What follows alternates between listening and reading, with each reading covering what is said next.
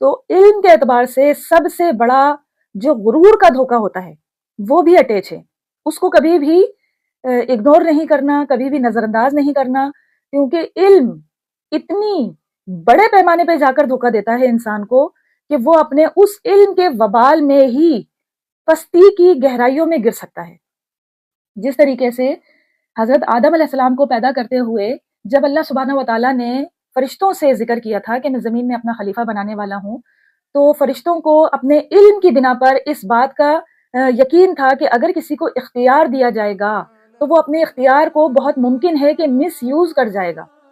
تو اس اعتبار سے فرشتوں نے اعتراض کیا کہ اگر اختیار دیا جائے گا، زمین میں کسی کو خلیفہ بنایا جائے گا تو وہ فساد کرے گا، خون ریزی کرے گا، خون بہائے گا ایک دوسرے کا. اور جبکہ اللہ کی حمد و ثنا، تسبیح، تمجید، عبادت وہ تو سب باقی مخلوق اور فرشتوں نے اپنا خاص نام ذکر کیا کہ ہم کر رہے ہیں. تو اگر خلیفہ کسی کو منتخب کرنا ہے تو سب سے بہترین مخلوق اگر کوئی ہے تو وہ فرشتے ہو سکتے ہیں. لیکن اللہ سبحانہ و تعالیٰ نے ان کو جواب دیا کہ تم نہیں جانتے جو کچھ میں جانتا ہوں. اور پھر اللہ تعالیٰ نے آدم علیہ السلام کو تمام اسماء کے نام سکھا دیے، یعنی کہ علم سکھا دیا.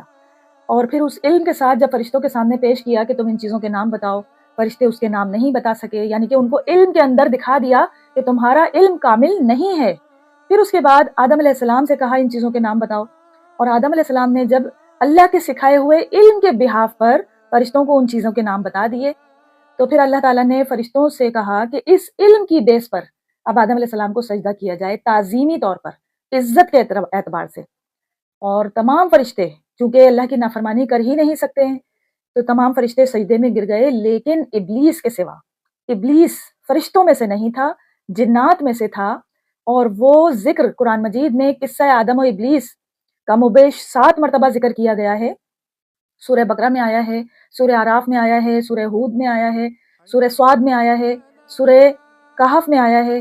مطلب مختلف صورتوں میں اس کا ذکر کیا گیا ہے. لیکن 6 جگہ پر یہ پتہ نہیں چلتا ہے کہ فرشتوں کی صف میں موجود جو ابلیس ہے، جس کا نام احادیث میں عزازیل آتا ہے، یہ شیطان فرشتہ تھا یا جنات کی مخلوق میں سے تھا.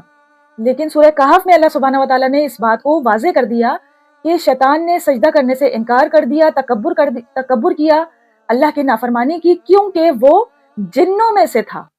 اور جن کو بھی اختیار دیا گیا ہے اور جن کو آگ کی لپٹ سے بنایا گیا ہے، اس فلیم کی اس لو سے بنایا گیا ہے جو صرف دھواں ہوتا ہے، وہ نظر بھی نہیں آتا آنکھوں سے.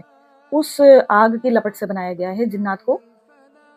تو شیطان کو بھی اس بات پر زوم تھا، گھمنڈ تھا کہ میں آگ سے بنایا گیا ہوں اور آگ مٹی سے افضل ہے. مٹی کو اگر گرایا جائے تو نیچے کی طرف جاتی ہے، جبکہ آگ انرجی ہے، آگ بلندی کی طرف جاتی ہے، آگ اپنے آگے باقی تمام چیزوں کو کھا کر بھسم کر لیتی ہے. مٹی کے اندر یہ کوالٹی نہیں ہے. مطلب آگ کے اگر کمپیریزن کیا جائے تو مٹی کو شیطان نے کمتر جانا بالمقابل آگ کے، جس چیز سے شیطان کو بنایا گیا ہے، جنات کو بنایا گیا ہے. اس اپنی بنائی ہوئی ساخت کی بنا پر اس نے تکبر کیا، جبکہ اللہ تعالیٰ نے عزت دی تھی آدم علیہ السلام کو علم کی بنا پر.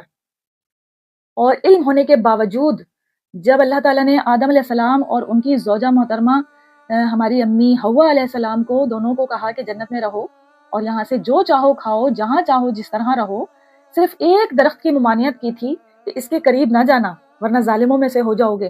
تو شیطان نے وہی کمزوری کو استعمال کیا اور اس درخت کی طرف ہی رغبت دلائی، اس کے فوائد بتائے، اس کے ذائقہ، جو پھل کا ذائقہ تھا اس کو چکھنے پر مجبور کیا، اور دونوں شیطان کے بہکاوے میں آ گئے.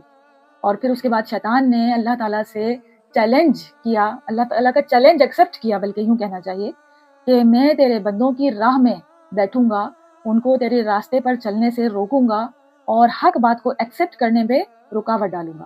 اور پھر اللہ تعالیٰ نے قرآن مجید میں اس بات کو ذکر کیا ہے کہ شیطان اپنے دعوے میں سچا ثابت ہو گیا، یعنی کہ اکثریت جو لوگوں کی ہے وہ شیطان کے مطلب چنگل میں پھنس گئی، اس کے بہکاوے میں آ گئی، اس کے نقش قدم پر چلنے لگی.